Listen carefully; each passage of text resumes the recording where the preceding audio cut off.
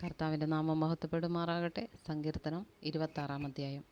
യഹോവേ, എനിക്ക് ന്യായം പാലിച്ചു തരണമേ. ഞാൻ എൻ്റെ നിഷ്കളങ്കതയിൽ നടക്കുന്നു. ഞാൻ ഇളകാതെ യഹോവയിൽ ആശ്രയിക്കുന്നു. യഹോവേ, എന്നെ പരീക്ഷിച്ച് ശോധന ചെയ്യണമേ. എൻ്റെ അന്തരംഗവും എൻ്റെ ഹൃദയവും പരിശോധിക്കണമേ. നിൻ്റെ ദയ എൻ്റെ കൺമുമ്പിലിരിക്കുന്നു. നിൻ്റെ സത്യത്തിൽ ഞാൻ നടന്നുമിരിക്കുന്നു. വ്യർത്ഥന്മാരോടുകൂടെ ഞാൻ ഇരുന്നിട്ടില്ല. കപടക്കാരുടെ അടുക്കൽ ഞാൻ ചെന്നിട്ടുമില്ല. ദുഷ്പ്രവൃത്തിക്കാരുടെ സംഘത്തെ ഞാൻ പകച്ചിരിക്കുന്നു. ദുഷ്ടന്മാരോടുകൂടെ ഞാൻ ഇരിക്കുകയുമില്ല. സ്തോത്രസ്വരം കേൾപ്പിക്കേണ്ടതിനും നിൻ്റെ അത്ഭുത പ്രവൃത്തികളൊക്കെയും വർണ്ണിക്കേണ്ടതിനും ഞാൻ കുറ്റമില്ലായ്മയിൽ എൻ്റെ കൈകളെ കഴുകുന്നു. യഹോവേ, ഞാൻ നിൻ്റെ യാഗപീഠത്തെ വലം വയ്ക്കുന്നു. യഹോവേ, നിൻ്റെ ആലയമായ വാസസ്ഥലവും നിൻ്റെ മഹത്വത്തിൻ്റെ നിവാസവും എനിക്ക് പ്രിയമാകുന്നു. പാപികളോടുകൂടെ എൻ്റെ പ്രാണനെയും രക്തപാതകന്മാരോടുകൂടെ എൻ്റെ ജീവനെയും സംഹരിച്ചു കളയരുതേ. അവരുടെ കൈകളിൽ ദുഷ്കർമ്മമുണ്ട്.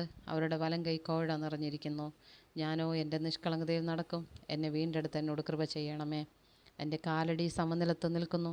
സഭകളിൽ ഞാൻ യഹോവയെ വാഴ്ത്തും.